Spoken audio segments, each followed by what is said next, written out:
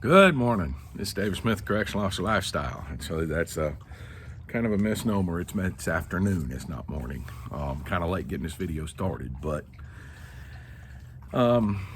it is January the 2nd, 2026. It is the second day of the new year. Got done with rehab today. My knee hurts, but not overly so. I'm making it.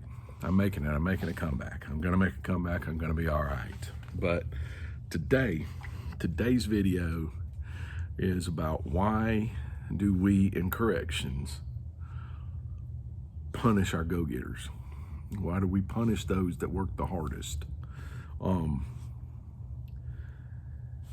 If I've got people that they're really good at what they do, they are the best I've got. And I'm guilty of this. Most of the captains that I work with are guilty of this. We're going to reward that person with more work. And that makes no sense to me. I didn't even know I was doing it, but I am. And I'm going to do something when I go back to work after my knee recovery time. I'm going to do something to correct that. I am going to stop giving all the work to my go-getters. If I have special assignments come up that could possibly be considered fun, I'll give it to them. Easy jobs, I'm going to start giving to my go-getters as a way to say, hey, I see what you're doing and I appreciate it. Because we do in corrections, and we punish our go-getters. We give them work as reward for hard work. We give them more work. And I've stepped away from the job for a little bit, and now I can see that. While I was in the position of a captain, working my fingers to the bone every single day, I lost sight of the forest for the trees. And I'm going to do something to correct that.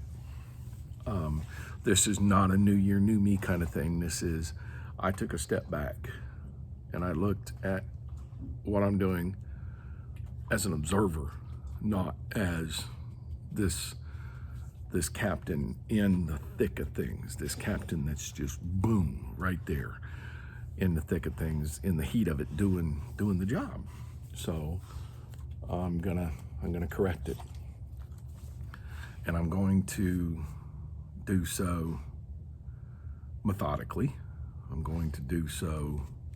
It's not gonna be I come in and I have a completely new way of doing things simply because that's what I want to do. I've got to take baby steps because I know it's just like riding a bicycle. You learn how to ride a bicycle, you never forget how to ride a bicycle. But if you learn how to ride a bicycle with no safety equipment, that's how you're going to want to ride the bicycle for the rest of your life. And I need to change. So I learned how to be a captain by not just depending on the go-getters, but leaning on them. They made my job easy, and I don't need my job to be easy. I need their job to be fulfilling. And if all I do is stack more work on them, that's not fulfilling for them. That's burning them out.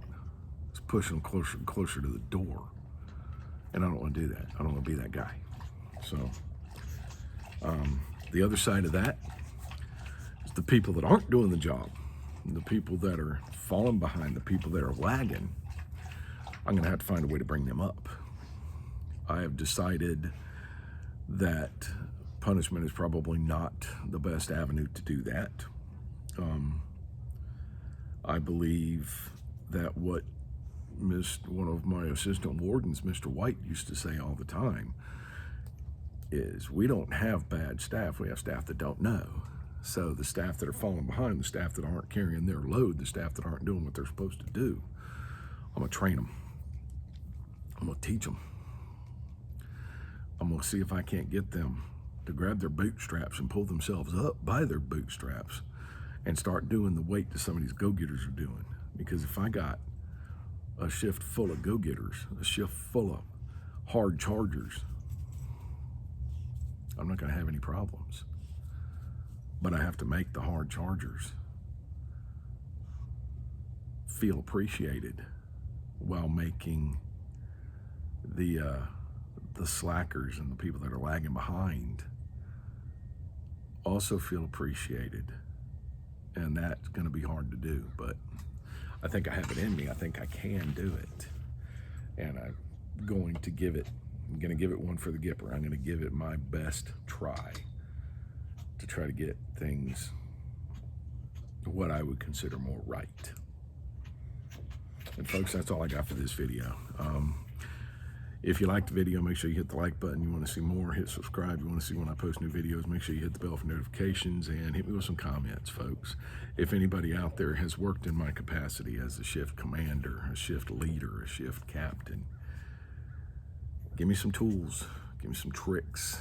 Let me know what you did to make them step up, to get them to step up. What you did for your go-getters instead of to them. And just give me some guidance. I'm not above asking for guidance, and I'm certainly not above accepting it. As always, there is no place for domestic violence in this world. If you are the victim of a domestic violence situation, or you know the victim of a domestic violence situation, 1-800-799-SAFE, 1-800-799-7233. That is the domestic violence hotline. The people at the other end of that phone call have the tools, abilities, resources, and are willing to help the victims of domestic violence. If you know the aggressor in a domestic violence situation, there's a number that you might want to call, especially if it's an active situation, and that's 911. Get them some help, okay? The worst thing you can do is nothing. I'm not telling you to jump on your white horse, grab your sword and armor, and go over there and handle the situation yourself. No, 911. Call them. Let them help. If you are the aggressor in a domestic violence situation, there's help for you too. There's a couple of things you need to understand. First, there are consequences for your actions, okay? You're not going to get away from this consequence free. You do have consequences coming. But once you admit that you need that help and ask for it, help will be provided, and you won't ever have to deal with those consequences again. This is Dave Smith, Correctional Officer Lifestyle. I will see you guys in the next video. Have a nice day.